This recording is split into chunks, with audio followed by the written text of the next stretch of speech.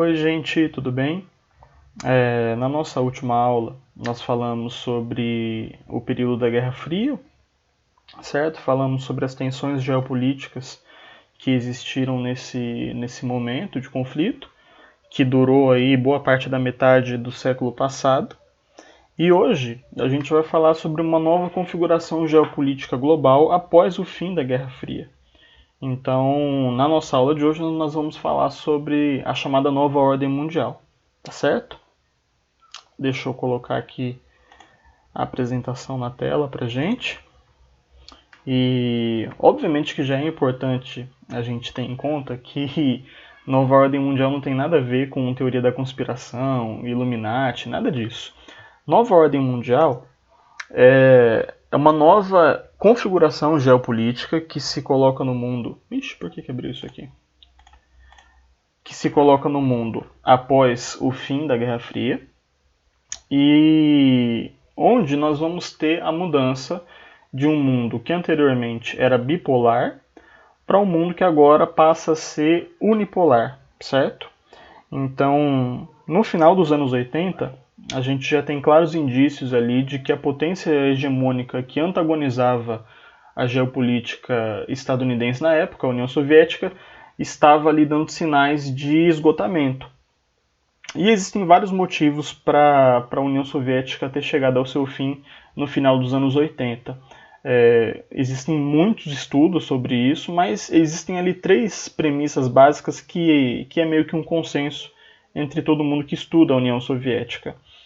Um dos motivos apontados pelo desgaste, pelo fim da União Soviética é o desperdício de recursos e ineficiência da indústria soviética, que nos anos 70 e nos anos 80 gastava bastante com a indústria militar, com a indústria bélica, promoveu campanhas militares no Afeganistão, e tudo isso acabou contribuindo para que o país não investisse em outras áreas essenciais da indústria, especialmente na indústria de ponta. Então, ao mesmo tempo que os americanos estavam investindo, por exemplo, na nascente indústria de informática, a União Soviética estava colocando todo o seu dinheiro, toda a sua renda na indústria bélica, na indústria militar. E, obviamente, quando nós temos esse baixo investimento na indústria de ponta, a gente vai ter também um surgimento ali de uma diversificação produtiva muito pobre, certo? Então, basicamente, toda a indústria soviética, pelo menos a principal indústria soviética, que carregava a economia do país nas costas, era a indústria pesada. E a indústria de bens de consumo, sejam aqueles duráveis, não duráveis ou semiduráveis, que a gente já falou em algumas aulas, essa era uma indústria que não tinha tanta atenção assim por parte do Estado soviético. Então essa falta de diversificação produtiva vai levar também a uma baixa inovação tecnológica. Novamente, o exemplo da informática é muito interessante para a gente perceber isso, porque enquanto o Estado norte-americano investia numa tecnologia como, por exemplo, a internet, a União Soviética não conseguia sair dos investimentos na energia elétrica, em tecnologias que já estavam ficando para trás já há um bom tempo. E o investimento era, obviamente, muito resumido à indústria pesada. Além disso, um outro motivo que vai levar à fragmentação e ao fim da União Soviética são os movimentos separatistas. Então é o seguinte, quando a União Soviética surge lá em 1917, aquilo não era só a Rússia, eram diversos países que se uniram em diversos estados ali e formaram um só estado chamado União Soviética. Então você tem ali diferentes povos, diferentes línguas, diferentes costumes, culturas, práticas religiosas. Você tem uma diversidade étnica muito grande em toda a União Soviética. E chega um certo momento em que toda essa diversidade étnica ela passa a entrar em conflito. É algo bastante natural, inclusive, que um mesmo país que não atenda de uma forma satisfatória e igualitária a todos os povos que vivem dentro desse país comece a passar por movimentos separatistas. Tudo bem? Bom, então, como que isso acontece? Como que vai ocorrer o fim da União Soviética? Já em 85, no meio da década de 80, o país passa por um processo de abertura política conhecido como Glasnost e um processo também de abertura econômica conhecido como Perestroika. A Glasnost favoreceria o surgimento de uma oposição mais ampla ao Partido Comunista, de outros partidos de direita que poderiam disputar o poder dentro da União Soviética. E a abertura econômica, a perestroika, é quando começa a se reconstruir dentro da União Soviética aspectos da economia de mercado. Então, se reestabelece, por exemplo, com a perestroika, a chamada propriedade privada dos meios de produção. A gente já falou sobre isso no início do ano. A gente diferenciou o que é um meio de produção, o que é um capitalista, e nesse momento a economia de mercado passa a ser restituída dentro do país. Ou seja, a gente já vai ter aspectos de mercado mesmo antes do fim oficial da União Soviética, tudo bem? Basicamente, o que os governantes pensavam na época é que, olha, se a gente colocar um pouco de capitalismo funcionando dentro da União Soviética, pode ser que as coisas melhorem, que a indústria seja mais competitiva, que ocorram mais avanços tecnológicos, mas é claro que o problema era muito mais complexo e estrutural que só colocar aspectos de mercado, e não foi isso que aconteceu. Em 91, nós temos aí o marco da desintegração da União Soviética em 15 países capitalistas diferentes, que dão origem à CEI, Comunidade dos Estados Independentes, que eu vou mostrar aqui no mapa para vocês. Então, todas essas regiões coloridas aqui no mapa formavam a União Soviética, tudo bem? Aqui em vermelho a gente tem só a Rússia, mas percebam que era uma região muito grande, era o maior país do mundo. A Rússia é o maior país do mundo nesse momento, mas era um território muito maior que englobava diversas culturas, inclusive aqui da região do Oriente Médio e da Ásia Central. Tudo bem? Bom, como que aconteceu essa transição, então, do sistema socialista para o sistema capitalista? Ela foi uma transição bastante rápida e que, obviamente, trouxe ali consigo uma onda de privatizações que já era algo comum acontecendo, por exemplo, aqui na América Latina, nos anos 90. Aqui no Brasil nós tivemos, por exemplo, a nossa onda de privatizações. E na União Soviética, quando o país se torna de fato capitalista, a gente vai ter também uma onda de privatização, mas esse processo vai ser marcado também por uma forte venda do patrimônio público soviético que havia sido construído ao longo de várias décadas. Então, de uma forma geral, e obviamente que isso não é só uma questão de opinião, se você tomar os dados dessa época você vai perceber o que eu estou querendo dizer. De uma forma geral, a vida da população soviética em relação, por exemplo, a IDH, em relação até o próprio PIB per capita do país, vai se tornar relativamente pior. A expectativa de vida na União Soviética, na Rússia, na verdade, após o fim da União Soviética, vai ser menor, porque a onda de desemprego nesse momento vai ser muito grande. Por quê?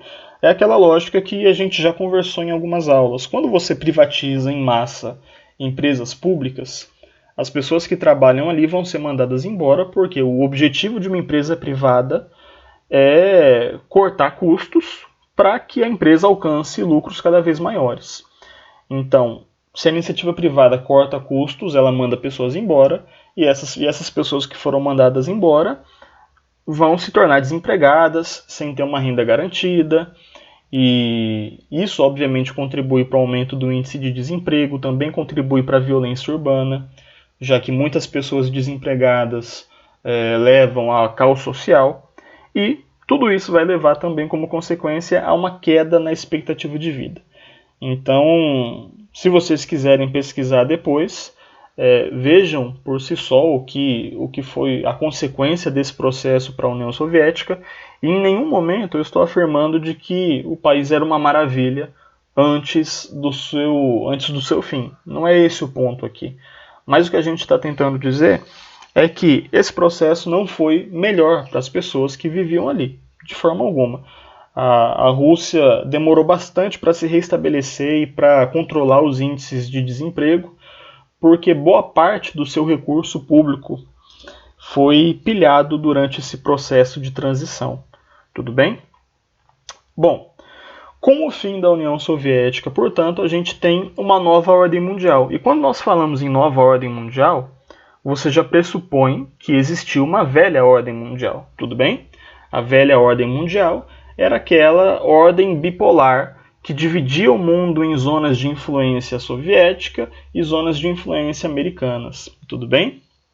Nós tínhamos ali uma disputa política e ideológica entre socialismo e capitalismo. Com o fim do socialismo real, chamado dessa forma na União Soviética, nós temos os Estados Unidos saindo como uma potência hegemônica global nos anos 90.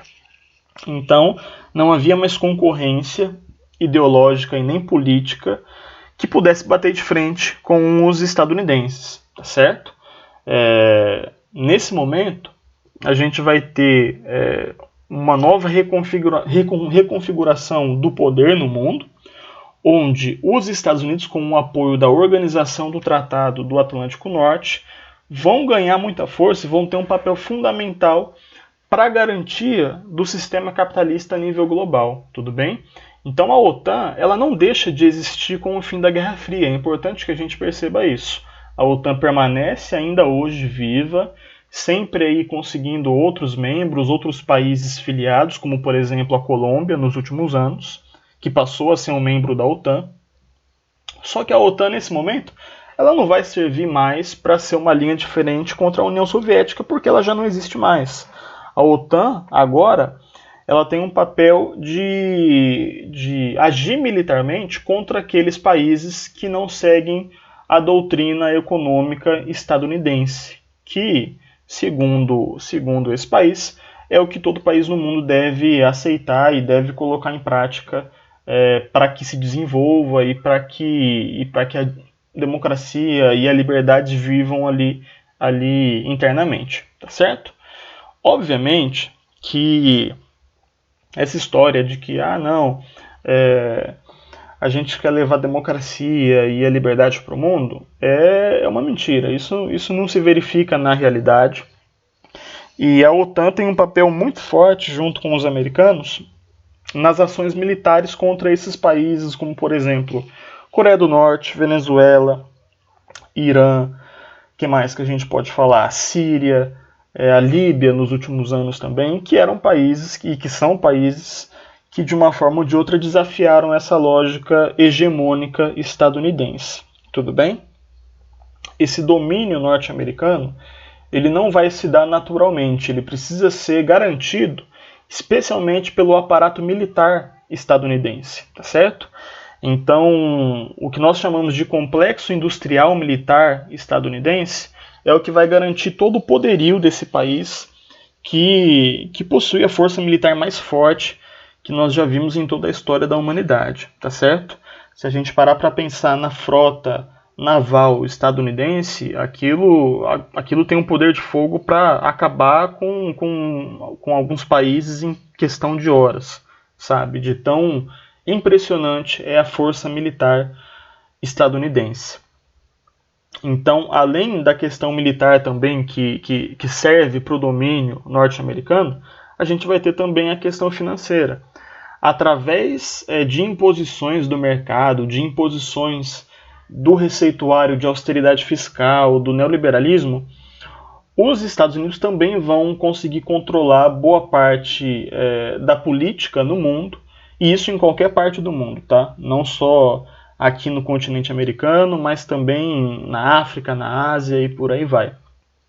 Quais são essas ferramentas de controle financeiro utilizadas pelos americanos? Seriam principalmente o FMI, o Fundo Monetário Internacional, e o Banco Mundial, que são instituições que vão garantir ali a dependência de países periféricos em relação ao centro do capitalismo.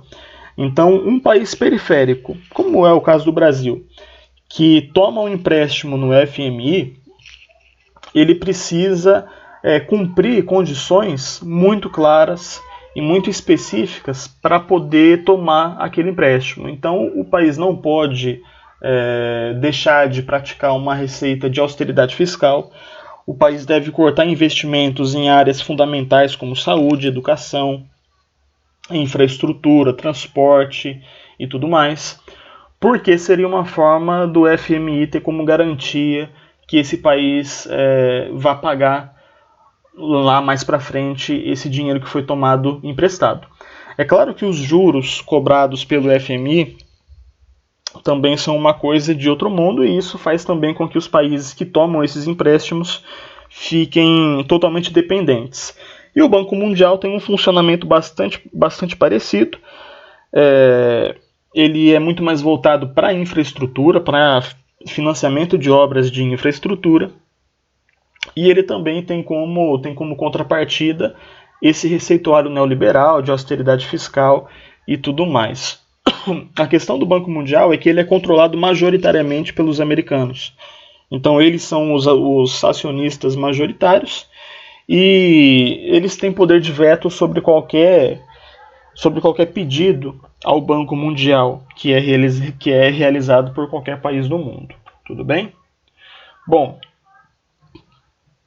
então, dentro dessa lógica de atuação militar da OTAN e dos Estados Unidos, que é o seu principal fiador, a gente vai ter algumas consequências nas últimas décadas que vão ficar muito marcadas na nossa memória. E uma delas é a chamada Guerra ao Terror. A Guerra ao Terror foi um processo desencadeado pelos americanos após o ataque terrorista às Torres Gêmeas no 11 de setembro. E basicamente vai ser uma política de combate ao terrorismo islâmico em qualquer parte do mundo, mas especialmente no Oriente Médio. Então, se justificando de que precisa manter a segurança dos cidadãos estadunidenses, o governo Bush, no início dos anos 2000, vai criar a guerra ao terror, justificada com a doutrina Bush, tá certo? Que garantia uma extrema vigilância interna nos Estados Unidos e uma política de agressão muito forte externamente. Então a gente vai ter a campanha no Iraque, a invasão ao Iraque por parte dos Estados Unidos. A gente vai ter também a invasão ao Afeganistão, um ano depois.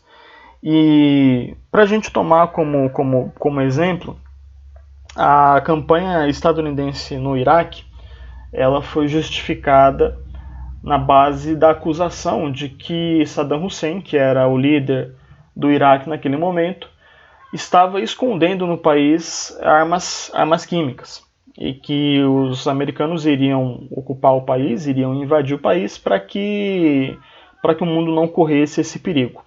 Obviamente que isso era mentira, tá? Isso não é uma opinião minha, isso já está mais do que registrado hoje em dia de que foi uma mentira contada para se justificar a invasão ao território iraquiano. Ah, Michel, mas por qual motivo os caras queriam invadir o Iraque, já que é um lugar que fica tão longe dos Estados Unidos, fica lá no meio do deserto, no Oriente Médio? Por que eles decidiram, então, invadir essa região? Porque, é claro, a gente já falou aqui na aula de guerras mundiais, é uma região riquíssima em recursos, dentre eles o petróleo, tá certo? E um país que ia contra diversas políticas de austeridade fiscal estadunidenses na época era o Iraque. Saddam Hussein tinha uma política nacionalista para o combustível, para o petróleo, que fazia com que o preço cobrado no mercado internacional do petróleo não fosse algo que agradasse os americanos, tá certo? Então, essa história de que o Iraque tinha armas tinha armas químicas, armas de destruição em massa, foi o que nós chamamos de false flag, falsa bandeira. Tudo bem? Bom, isso foi um pouco da chamada nova ordem mundial. Eu tentei passar muito rápido sobre esse tema porque ele vem sendo menos cobrado nos últimos vestibulares. E por que que isso vem sendo menos cobrado? Porque a ordem mundial está se realterando agora nos últimos anos, pelo menos desde 2015, de uns 5, 7 anos para cá, essa ordem mundial unipolar, ela já não é tão unipolar assim. Nós já temos aí a presença cada vez mais constante de figuras importantes como a China, como a Rússia, que se reestruturou nas últimas décadas, mas especialmente a China é alguém que é um país que promete ter uma economia maior que a economia estadunidense nos próximos anos. Então existe uma possibilidade muito grande da China ultrapassar os Estados Unidos como grande economia global nos próximos anos ou nas próximas décadas. E é o país que protagoniza hoje uma disputa muito forte com os americanos, que é uma disputa que acontece, pelo menos no momento, no campo comercial. É uma guerra comercial entre os dois países, mas que se desenrola cada vez mais para uma guerra política, para um conflito ideológico também, porque a China se afirma socialista, apesar disso ser algo bastante debatido, e a gente vai fazer isso em algumas aulas. A gente vai pensar mesmo se a China é um país socialista, se na verdade é um país capitalista, como se configura a China. E também é um conflito que pode se desenrolar, inclusive, para algo militar, para um enfrentamento direto. Então, é bastante comum você ver analistas geopolíticos nos últimos tempos falando de uma nova Guerra Fria, de uma Guerra Fria 2.0. Eu não sei se esses seriam os melhores termos para a gente falar sobre esse conflito entre Estados Unidos e China, mas não dá para a gente negar que a hegemonia estadunidense está sim ameaçada nos últimos anos pelo crescimento da China em termos políticos, econômicos, militares também, já que a China é um país que investe bastante na sua tecnologia militar. Então a gente vai tirar uma aula só para falar sobre isso, tá certo? Bom, era isso que eu tinha para trazer. Ah, é verdade. Para argumentar com vocês sobre essa questão da presença militar dos Estados Unidos ao redor do mundo, eu trouxe aqui um mapa que mostra a presença militar norte-americana em vários países. Então, todos esses países que estão marcados aí no mapa em roxo são países que contam com a presença militar estadunidense. E aqui no mapa vocês podem ver esses pontinhos com o contorno preto e dentro deles eles são brancos. Vocês podem ver bases militares que têm tecnologia de ponta bélica, né? Percebam o seguinte, nós temos aqui alguns pontos de conflito e que se torna muito evidente o interesse norte-americano na região. Aqui você tem uma base militar norte-americana em Singapura, porque é importante que os estadunidenses tenham um controle sobre essa região do Sudeste Asiático, que é por onde passa a maior parte do comércio global. Então quase todos os produtos consumidos no mundo passam por essa região, tá certo? Aqui em cima também você tem o apoio japonês aos Estados Unidos. Então você vê diversas bases norte-americanas aqui no território do Japão. E você tem o apoio sul-coreano também aos Estados Unidos. E logo aqui em cima você vê um país que se opõe às políticas estadunidenses, que é a Coreia do Norte. Então olha que interessante. É muito comum a gente falar que a Coreia do Norte é um país agressivo, violento, que eles querem bombardear os americanos e tudo mais, mas percebam a quantidade de bases estadunidenses que existem aqui na fronteira com a Coreia do Norte. E obviamente que isso aqui é uma grande ameaça à Coreia do Norte.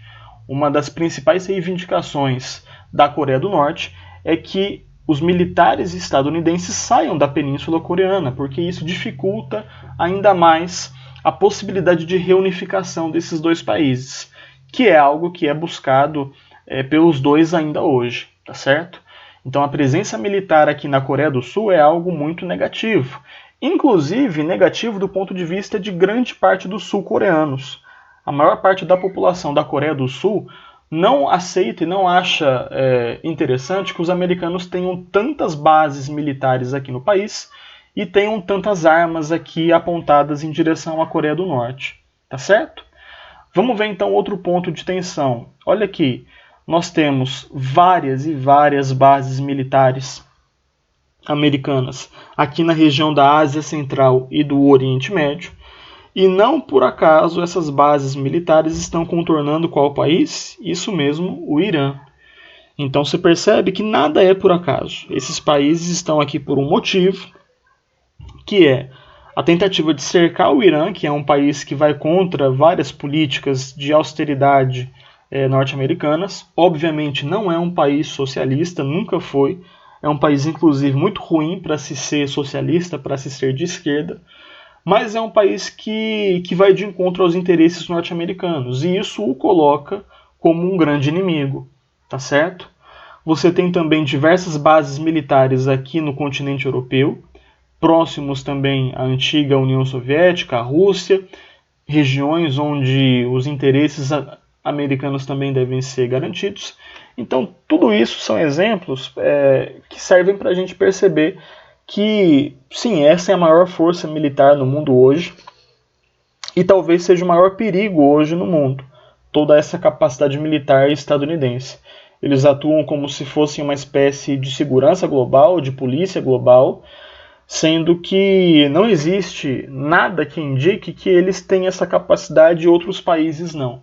Na verdade, a gente tem que se questionar realmente se existe a necessidade de haver aí uma polícia global. E eu acredito que não. Eu acredito que essa história de que a gente funciona como uma polícia global é só um interesse para explorar outros territórios, outras nações que não estão de acordo com os seus interesses econômicos. Então, gente, deixa eu ver quanto tempo deu essa gravação. 26 minutos, 27 agora. Dá tempo da gente fazer um exercício aqui para fechar 30 minutos, já que dificilmente a gente faz exercício. Vamos ver esse aqui que eu trouxe para vocês. Deixa eu ver esse outro aqui, esse é mais interessante. Tá, vamos ver esse aqui. A partir dos anos 90, o mundo sofreu uma verdadeira revolução, que teve início ainda na década de 80, com as transformações ocorridas na ex-União Soviética. Este tema retrata e tem marcado uma nova geopolítica mundial. Sobre essa nova ordem, é correto afirmar que, letra A nova ordem substitui a ordem geopolítica estabelecida após a Segunda Guerra, definida como bipolar e que se baseava principalmente no poderio de duas superpotências, Estados Unidos e União Soviética. Tá certo, né? Essa aqui então a gente já consegue afirmar que é a alternativa correta. Vamos ver as outras aqui para ver o que elas dizem. Letra B. Após o rompimento da ordem geopolítica estabelecida no pós-guerra, o mundo assistiu à eclosão de um único centro de poder, constituído pela União Europeia. Estou errado. Após o fim da União Soviética, a União Europeia ela vai se destacar como um polo de poder, realmente, mas um polo de poder menor que o polo estadunidense. Letra C. Uma das características da nova ordem mundial é ter proporcionado em curto espaço de tempo a igualdade socioeconômica entre os países. Não, gente, nós sabemos lá da aula de globalização que a desigualdade socioeconômica foi algo que aumentou com a nova ordem mundial e com a globalização, que é um processo intrínseco, tá certo?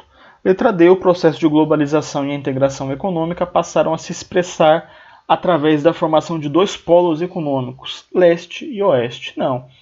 Isso aqui está errado também, você não tem mais essa dicotomia entre o leste socialista e o oeste capitalista, o ocidente capitalista e o oriente socialista. Então, letra A é a nossa alternativa correta, eu acho que eu li bastante rápido também, mas é isso, gente. Espero que esse seja um assunto que vocês tenham tido certo interesse, apesar de eu ter passado bem rápido por ele, para que a gente desse conta do tempo. E semana que vem a gente continua falando sobre a força do Império estadunidense, como que os Estados Unidos chegaram a ter todo esse poderio militar e econômico hoje em dia no mundo. Tá certo? Um abraço, fiquem bem e até a nossa próxima aula.